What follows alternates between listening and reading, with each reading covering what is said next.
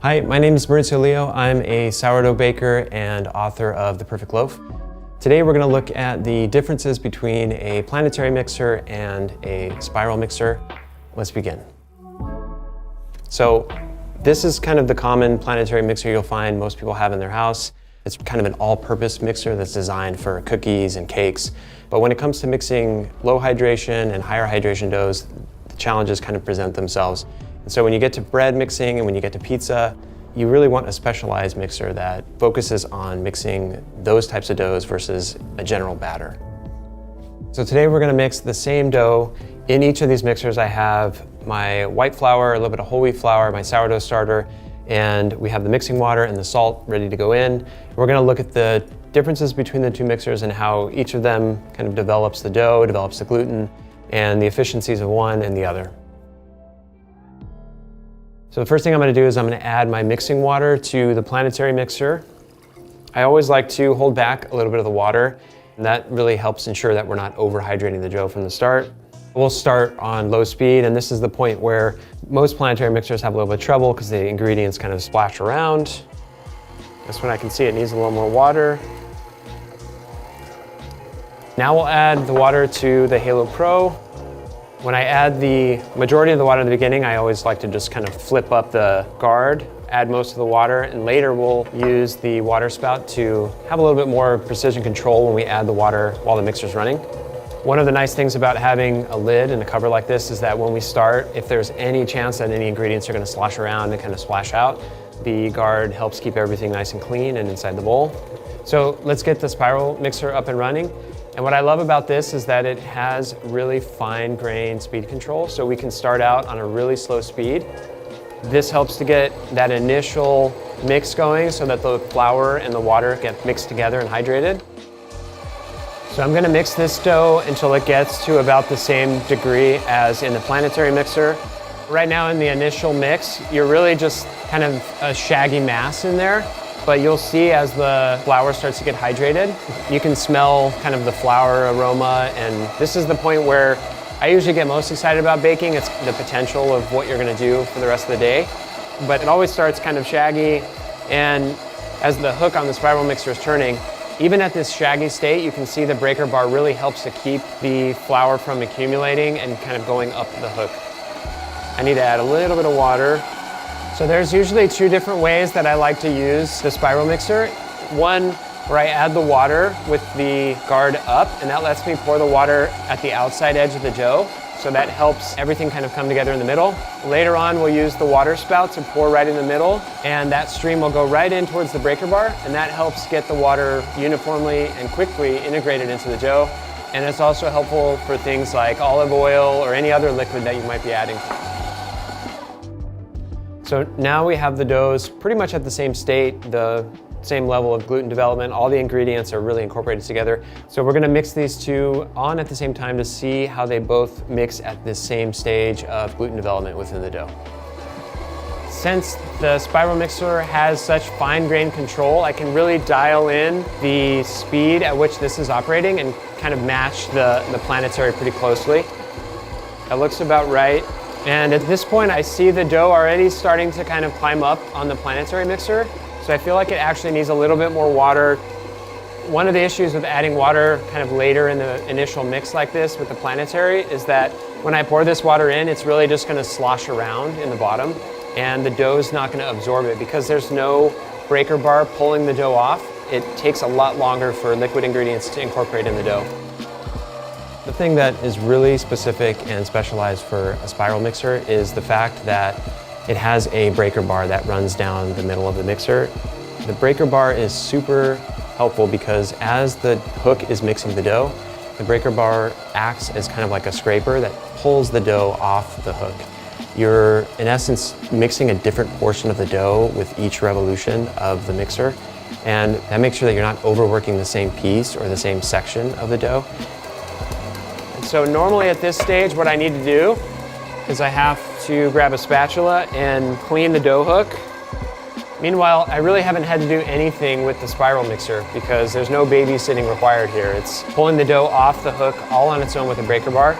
In the planetary mixer, it's having trouble absorbing that water This really makes it hard to fine-tune the hydration of the dough because you really have to be mindful of when you add it in and at what stage with the Planetary. And with the spiral mixer, you can stream the water in anytime you're doing the mix.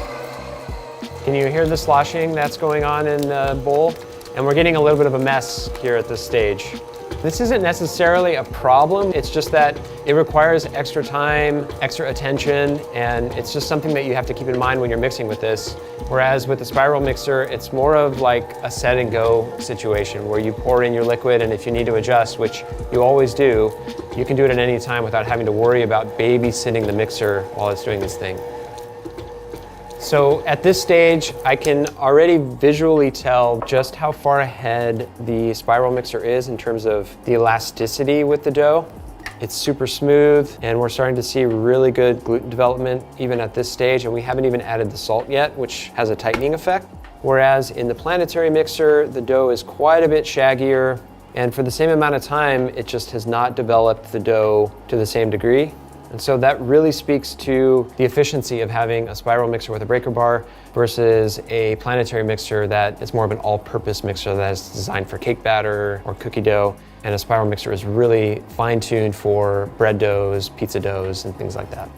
The other really important thing is that with the spiral mixer, the bowl also turns along with the mixing hook. And so that really makes sure that you have even mixing coverage throughout the dough instead of the Planetary mixer focusing on kind of one area of the dough as the bowl is stationary. Now that we have the initial phase of mixing here complete, we're going to add in the salt. Salt is going to act as kind of a dough tightener, so when you add some water, the dough is really going to suck together and you'll see that it has a strengthening effect. So now we'll turn the mixers on to the lowest speed, and I like to incorporate the salt at a low speed to ensure that the salt isn't kind of tearing the dough apart. We really just want to gently get it incorporated into the dough. The beauty with the Halo Pro is that because I have such fine control over the speed, I can dial this in as fast as I want. You can really mix any type of bread or pizza dough to the exact point of gluten development that you want. Unfortunately, with the Planetary mixer, there's really just very coarse controls on speed, and so this is the slowest speed that we have. Now that we have the salt mostly absorbed, I can turn the speed up to a higher level. And what I love about the Halo Pro is that it has a timer on top, so I can switch over to the timer, set it for 4 minutes, hit go, and hands off from there on. With the Planetary, I have to set a secondary timer, and I still need to stay here because I can already see that the dough is starting to climb up the hook. Meanwhile, the spiral mixer is doing its thing. The salt is incorporated in the dough, and now we're kind of getting that last stage of gluten development. This is the point where I feel like I almost need to really babysit the Planetary. This is the stage where the dough really starts climbing the hook. You can really just visually tell the difference in gluten development between the two doughs. So in the spiral mixer, you can see that there is quite a bit of gluten development. The dough is smoothing out. We're starting to see that kind of iconic pumpkin shape that we get in a spiral mixer. The sides of the dough are defined and kind of clear and clean. And that's really speaking to the efficiency of the gluten development with the spiral mixer.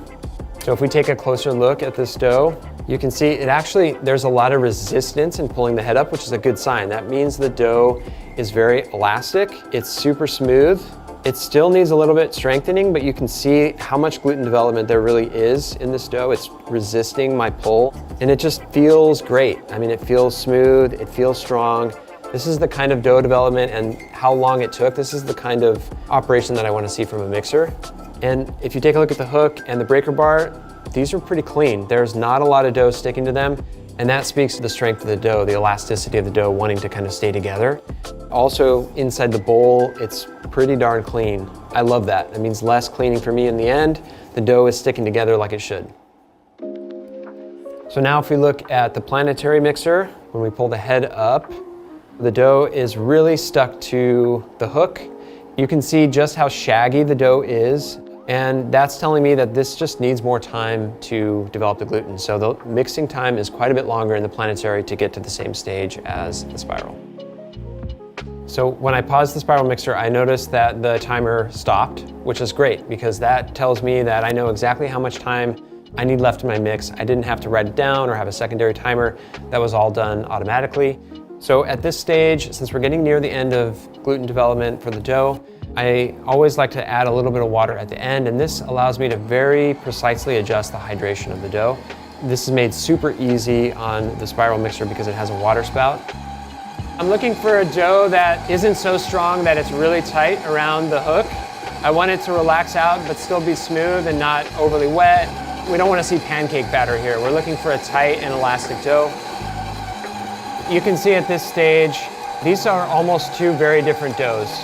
In the spiral mixer, we're starting to see that pumpkin shape that we're looking for, so the gluten is being developed and we're seeing some strength, a very clean bowl, and really just everything elastic and together.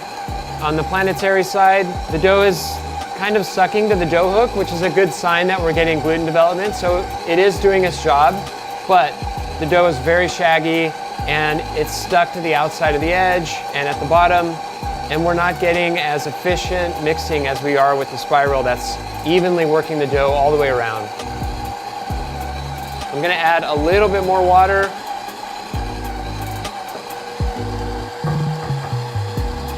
I'm starting to get the feeling that the dough is nearing completion here. Meanwhile, in the Planetary mixer, there's still quite a bit of development to be done. Now that I see a really defined pumpkin shape in the spiral mixer, at this stage, I want to stop the mixers and take a look at the dough because I'm feeling like this is probably done. And it always helps to use a wet hand, reach in and kind of feel the dough, develop your sense for when the dough is strengthened enough. When I tug on this dough in the spiral mixer, I'm feeling the elasticity that's inside the dough. It's resisting my pull, and that tells me that there's some strength in the dough to where I can finish mixing at this point. If there was no elasticity, if it was super extensible and kind of shredding apart when I pull it, then I would know that I need to mix for quite a bit longer. In the Planetary, there is a little bit of elasticity, but you can see that it's just not at the same stage as the spiral mixer. It's shredding apart. You know, this isn't a bad thing.